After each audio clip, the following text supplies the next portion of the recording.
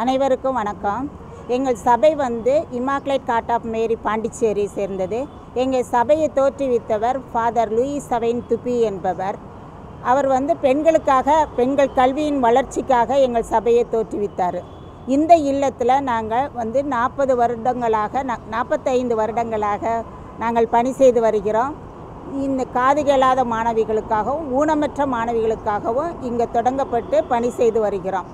இந்த பிள்ளைங்க பள்ளிக்கூடத்துக்கு போகிறதுக்கு வழியில் காது கேளாதனால, இந்த பஸ் சவுண்டு மற்ற சவுண்டு கேட்காதனால ரோடு கிராஸ் பண்ண முடிய கஷ்டப்பட்டோம். அதனால் நாங்கள் ஃபஸ்ட்டு மாண்புமிகு அமைச்சர் மனோ தங்கராஜ் அவர்களிடம் ஒரு மனு கொடுத்துருந்தோம். அவர் உடனே எங்களுக்கு என்ன பண்ணார், அதை ஏற்பாடு பண்ணி கையெழுத்து போட்டு உடனே நாளைக்கே உங்களுக்கு இந்த ஏற்பாடு செய்து தருகிறோம் அப்படின்ட்டு சொல்லி உடனே என்ன ஐஏஎஸ் கலெக்டர் பிரபு சங்கர் அவரிடம் எங்களை அனுப்பினார். அவரும் உடனே நாளைக்கே உங்களுக்கு எதிர்பார்க்காத விதமாக நாளைக்கே உங்களுக்கு ஏற்பாடு செய்து தருகிறோம் என்று இன்றைக்கி அந்த பஸ்ஸை இயக்க வச்சினார். இத்தகைய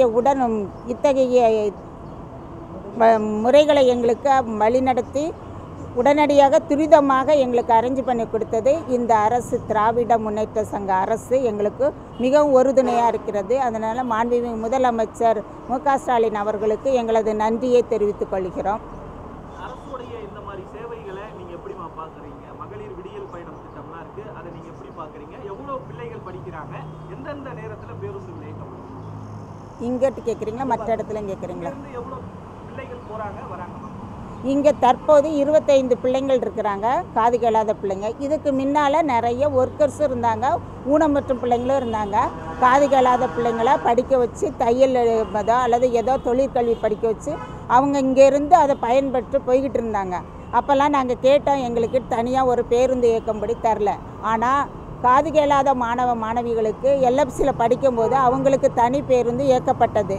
அதனால் அதுவும் அந்த அரசு உதவி செய்தது. மாண்புமிகு கருணாநிதி ஆட்சி காலத்திலேயே இப்படி எங்களுக்கு தனி பேருந்து எல்எஃப்சியில் படிக்கிறதுக்கு அனுப்பப்பட்டது. பிள்ளைகள் பயனடைந்தார்கள்.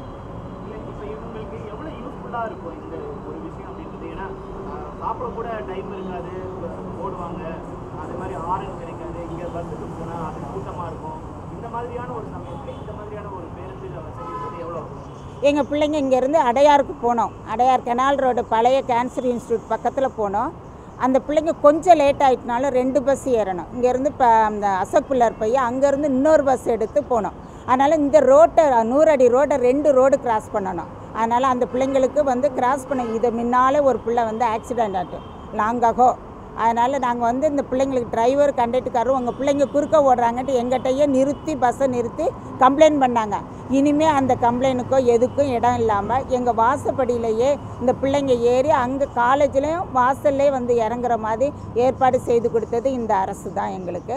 அதனால் இந்த பிள்ளைங்க ஊனமுற்ற பிள்ளைங்களாக இருந்தாலும் அவங்களையும் ஒரு பொருட்டாக மதித்து அவங்களுக்காக இந்த பஸ்ஸு கொடுத்து அவங்க கல்வி சிறப்பாக வளர்வதற்கு உறுதுணையாக இருக்கும் என்று நாங்கள் நம்புகிறோம். மிக்க நன்றி கூறுகிறோம். சகோதரி ஜோஸ்பின்.